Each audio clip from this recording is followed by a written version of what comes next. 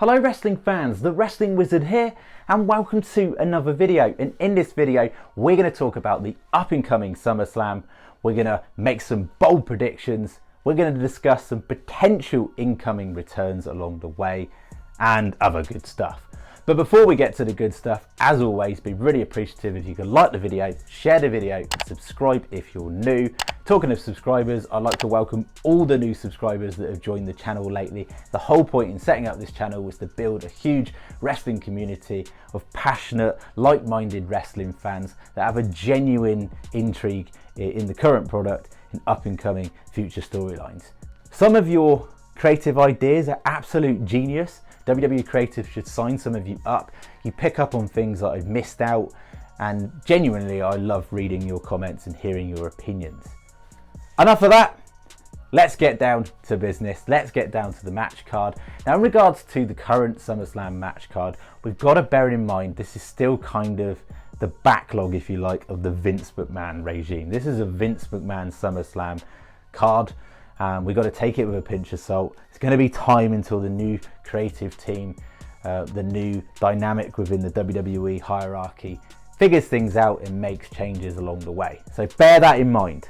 If you're not seeing a superstar return that you got your hopes up from, they could well return down the line due to these changes. So obviously bear that in mind. Now let's start with the Mysterios versus Judgment Day, because this is a very talked about matchup. There's a lot of speculation going on. Of course, all these cryptic videos we've seen over the last few weeks are surely involving Edge. Are we going to see Edge return at SummerSlam? It's looking likely. How is that going to unfold? We don't know. Now, in regards to this matchup, I think the outcome is going to be fairly obvious. I think that Judgment Day are actually going to win. I think what's going to happen is they're going to stand there victorious. You're going to have Belair and Priest and obviously Ripley on the side. Now she's back, sort of gloating. And then I think Dominic's going to snap. I think he's going to break his father's heart. He's going to beat him down. And then we're going to then see Dominic join the Judgment Day. Now that'll be, of course, 3-on-1. What happens when someone's getting a beat down and it's 3-on-1? The odds will get evened. This is where we could see Edge return. That's 3-on-2. To make it 3-on-3, we could potentially see Bray Wyatt return. I know that's a huge reach, that's a few outshot, but it's a potential possibility. But the reality is, Judgment Day win. They look dominant because after all, they're a new faction. They want to build credibility. And what greater deal than to beat the Mysterios clean at SummerSlam. But that doesn't mean that you can't involve Edge afterwards to get redemption for getting expelled from Judgment Day. So that makes sense, right? Now the next one, I feel this is a little bit underwhelming now because it's not happening. You can't have a match to speculate on that's not happening. We were going to see Seth Rollins versus Matt Riddle. And now of course we're not going to see that. But I think we're not going to see that because plans have changed. Are WWE potentially bringing somebody else in? Could we see the likes of Johnny Gargano potentially being like a mystery opponent for Seth Rollins? I think superstars are going to come back into the fold now that were associated with Triple H and had a good relationship with Triple H in the past. But you can bet your bottom dollar that Seth Rollins is going to get a far greater push now that Triple H is in charge of creative. There's a lot of speculation going on there now at the moment. What on earth's going to go on with Seth? Is he going to interject himself in the Reigns-Lesnar matchup? Because that's always a possibility. We'll have to wait and see. Moving on, if we move on to the Bianca Belair versus Becky Lynch matchup, I don't think there's going to be anything fancy happening here other than the fact that Bianca Belair is going to win. It's going to be a convincing victory. She's going to stand dominant, and I think down the line that's going to set up the feud between her and Rhea Ripley. It makes sense. A dominant heel, part of the Judgment Day version that we're seeing now of Rhea Ripley against Bianca Belair is intriguing. That's going to be a feud that can go on for some months. That makes a lot of sense. I think we're going to see it happen.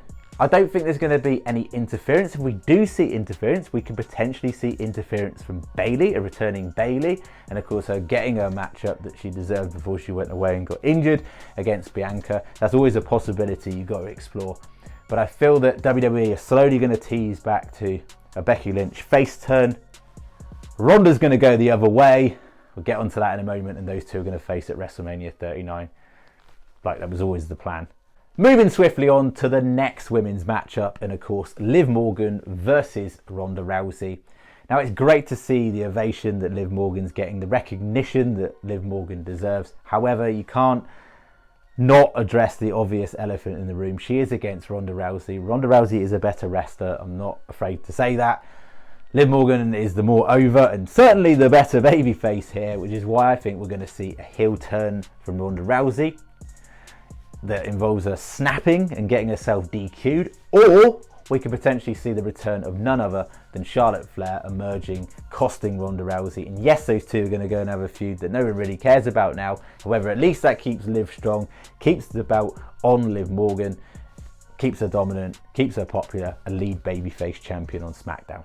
That's always a possibility. Of course, Bayley could get involved in that matchup as well. Bayley going after Ronda, or even Bayley going after Liv. It remains to be seen whether Bayley comes back face or heel. We'll have to wait and see. But nevertheless, I'm going with Liv Morgan remains champion. Moving on to the Street Profits versus the Usos. Now, sadly, I think this is going to be the last time we're actually going to see the Street Profits together. I could be massively wrong and they win and emerge victorious against the Usos. However, WWE would be mad to remove that pure visual that you get from involving the Usos with Roman Reigns as part of the bloodline, and that visual of all the championship belts like gleaming. Like, it makes Roman Reigns look even more of a badass with Paul Heyman by his side and the Usos with the undisputed tag team titles. I think we're going to see a split up with the Street Profits. Dawkins is going to turn on Montez Ford. I can see that happening, and I think it's the right decision. Like, those two need to break up and become single stars because it's the right time. Montez Ford, for me, has got all the potential and credibility and that it factor to really become a serious singles main event star as a babyface as well. He's just cool, and by the hell, is he got jacked as heck as well lately as well. He is so jacked. Like, he's really worked on his physique. Not that it ever needed working on, but he's like taking it to the next level now. And I just think visually, like, he's got this charisma also as well, and he's a great in-ring performer. Dawkins is underrated as well. He hasn't maybe got the physicality, like the physical aesthetic look that Montez has got, but those two could both work, and a rivalry would be pretty cool. It'd be fresh anyway, and it seems like the Street Profits have been around forever, so it's nice to interject something fresh into the product. Moving on, Theory versus Lashley. Safe to say Theory's got bigger fish to fry at the moment. He's really mentioned and pushed the fact that he's going to be cashing in or trying to cash in the Money in the Bank. He's got his head kicked in by Lesnar and Reigns as a result, and insulted from Reigns, told that he's missing his daddy, so he's alone now and he can't really get anything done on his own. I think he'd probably be quite clever in the sense of probably just getting himself DQ'd early, so then you definitely then allude to the fact that he's got his focus on the last man standing match at the end of the show, so sort of dangling that carrot and teasing that. Lashley looks like a star. He looks above the US title for me at the moment, like coming from a former WWE champion, and it seems a little bit beneath him with the US title, but he's getting babyface pops. He can show up on a weekly basis with that title, make it credible, give it a bit more credibility, give the mid-card titles a little something. And I'm all for it at the moment. At least he's got a title, and they're not doing a Drew McIntyre on him at the moment. Theory's going to lose. Lashley's going to win that one. I think that one's fairly obvious. Moving on to Pat McAfee versus Happy Corbin. I'm loving this rivalry. It's got history. I'm loving the sneak attacks that have been coming up lately from Corbin. But I think the inevitable is Pat McAfee goes over, wins. He's a crowd favourite. He's got this natural charisma. He can handle the mic better than most people on the roster. He just oozes star power. He's actually really good in the ring as well. His performance against Austin Theory, of course, at WrestleMania was amazing. Like, I thought that was great. And also kudos to Logan Paul as well for his performance at WrestleMania. And I thought those two really did justice with their in-ring work. And for McAfee, it's just a no-brainer, isn't it? Even the theme he comes out to, the white stripes, he just gets that star pop, doesn't it, when he comes out? And quite rightly, Pat McAfee, Happy Corbin can go on and be miserable Corbin and inflict some more misery on other people down the line. That's how I see it. Now, talking about Logan Paul versus The Miz, a little bit of an underwhelming matchup in my opinion. I'm a massive Miz fan, so I just think he's just done the graft in WWE, so respected behind the scenes. And watching The Miz and Mrs. kind of, you see that whole side to him that's actually pretty nice. And I shouldn't really watch that, because I should be able to detach myself from the real life Miz to the on-screen heel persona. But for me, Logan Paul just not working as a babyface. I'm not massively keen on Logan Paul in general, to be honest with you, but I see the appeal from WWE. They're going to open to a wider audience, a younger audience, and having a really popular YouTuber in your product is going to bring some new eyes to the product. I totally get the business reasons why they brought Logan Paul in, but from a fan perspective, they're just going to continue to boo him down the line, I'm pretty sure, as a babyface. So a heel turn will be imminent, I'm sure, down the line. I'm going with Paul to win. I think he's going to smash the Miz in the balls, which is quite relevant when you think back to the current talk that Maurice basically alluded to, the fact that Miz has small balls, and they're going to be even smaller once Logan Paul is finished with them. That sounds really dodgy, but down the line, I think we're going to see a Logan Paul transition towards his more natural, charismatic heel persona.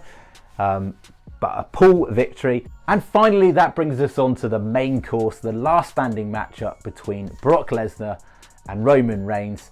I think the victory, who's going to be victorious here, is pretty inevitable in Roman Reigns. However, I think we're going to see a vicious side of Roman Reigns that we've never seen before. He's going to take it to new heights. It's going to be shocking. It's going to be, think back to Randy Orton versus Brock Lesnar all those years back, and how vicious that assault was from Brock Lesnar. I think we're going to see the shoe on the other foot this time, from Reigns inflicting the pain.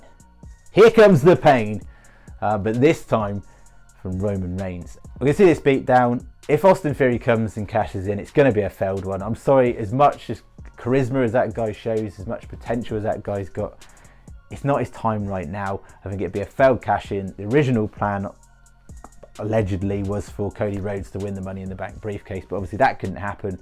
So I think the B plan in Austin Theory is going to be a failed cash in if he does. But imagine the thought of like Johnny Gargano coming back and helping Austin Theory, and that whole connection back to the Way Association in NXT. Stranger things have happened, but I think predictably it's going to be Reigns. And imagine if we saw Bray Wyatt, the Fiend Bray Wyatt, come back and somehow attack Roman Reigns. Albeit very, very unlikely.